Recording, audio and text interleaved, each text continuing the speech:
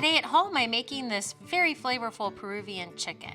I'm going to make a marinade that begins with freshly squeezed lime juice, some good quality olive oil, and a lot of kosher salt. Because we're using this to flavor an entire chicken, or as you'll see, a couple chickens, you want to make sure that it is well salted. So I'm using kosher salt, and now I'm going to put some other spices in. I've got black pepper, paprika, cumin, and some dried oregano.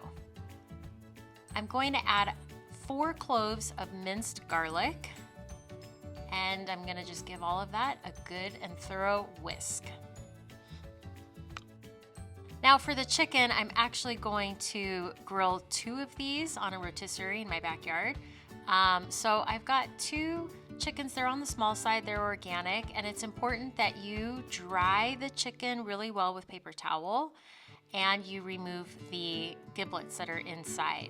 And then the second super important thing is to try and pry the skin off of the flesh by using your hands. And I know it's hard to see me do it. There'll be a better shot in a little bit.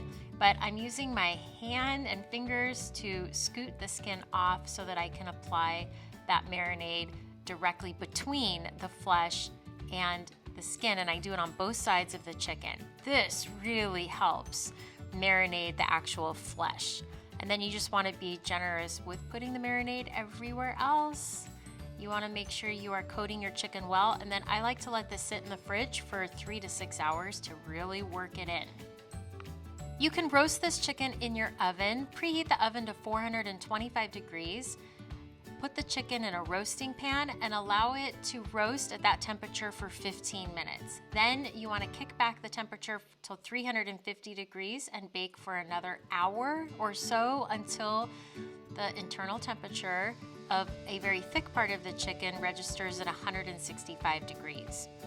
While that's roasting, I'm going to be making this amazing green sauce. So in the blender, you saw me put in some fresh cilantro leaves. Those are actually from my garden. You need about a cup of those cilantro leaves. And here's where this green sauce can take some variations. Depending on how spicy you want it, you may want to remove the ribs and the seeds of a jalapeno or multiple jalapenos. The recipe calls for 3. That makes it pretty spicy, but if you put the seeds in, even more spicy, because that's where most of the heat is.